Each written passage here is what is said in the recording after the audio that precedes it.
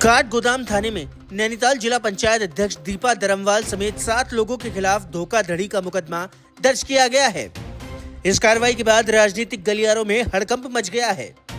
मामला गोलापार क्षेत्र के देवला तल्ला पजाया गांव की सरकारी जमीन की अवैध खरीद फरोख्त से जुड़ा बताया जा रहा है। आरोप है कि सरकारी जमीन को निजी संपत्ति बताकर बेचा गया, जिससे शासन को करोड़ों रुपए के राजस्व का नुकसान हुआ। आरोपियों में पूर्व विधानसभा अध्यक्ष गोविंद सिंह कुंजवाल के पुत्र हरेंद्र कुंजवाल का नाम भी शामिल है। इस पूरे प्रकरण की जांच कमिश्नर और आईजी की लैंड फ्रॉड समिति ने की थी। रिपोर्ट में अनियमितताएं पाई गई, जिसके बाद मुकदमा दर्ज करने के आदेश जारी किए गए।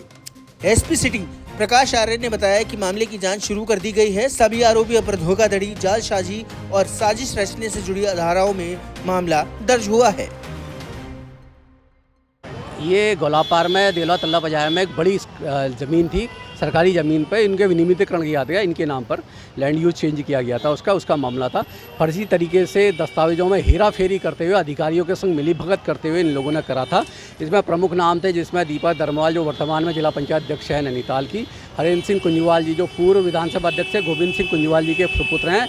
ऐसे ही 7 जने और हैं। इन्होंने बलवंत सिंह बेहरा और एक रविकांत फुलारा व्यक्ति के संग मिल करके इन्होंने एक पूरा फर्जीवाड़ा कर रखा है। और पूरा प्रशासनिक अमला तत्कालीन 2011 और 2016 के तत्कालीन पटवारी, राजस्व कानूनगो, तहसीलदार और तत्कालीन उप जिलाधिकारी हल्द्वानी इस पर सीधे रूप से दोषी हैं। लेकिन मुकदमा केवल ये 7 व्यक्तियों पर जमा करा गया है, लेकिन उन राजस्व अधिकारियों पर कोई मुकदमा नहीं करा गया। दूसरी बार डीएम ने जब ये सरकार इस पूरी ज़मीन का जांच करने के बाद माना कि गलत हुआ, उसको राजस्व में सरकार में निहित कर दिया है। लेकिन एक आदेश और दिया था हल्द्वानी एसडीएम को कि इस ज़मीन का जो सरकारी ज़मीन घोषित हो चुकी है, इसको तत्काल इसका कब्जा लेने के लिए। लेकिन आज तक का हल्द्वानी एसडीएम ने डीएम की आदेशों की अवमानना करते हुए आज तक का, ये 1.5 साल पुराना मामला है, लेकिन आज तक का उसका कब्जा नहीं लिया गया है।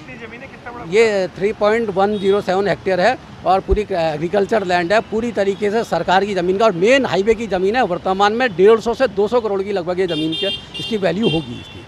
देखिए, लैंड फ्रॉड कमेटी जो एक हाई पावर कमेटी होती है, इसकी जांच रिपोर्ट के आधार पर ही काठगोदाम थाने में 10 तारीख को ये एफआईआर दर्ज हुई है, जिसमें जिला पंचायत अध्यक्ष समेत 7 लोग इसमें नामजद हैं। पुलिस इसमें इन्वेस्टिगेशन आगे जारी करेगी, उसी के आधार पर अग्रिम कार्रवाई की जाएगी। सरकारी जमीन थी सर? देखिए, मैंने कहा है कि जो लैंड फ्रॉड कमेटी ने जो फाइंडिंग दी है, उसी के आधार पर ये एफआईआर दर्ज हुई है। अब विस्तृत आगे जो इन्वेस्टिगेशन होगी इसमें, उसी के आधार पर ही अग्रिम कार्रवाई की जाएगी।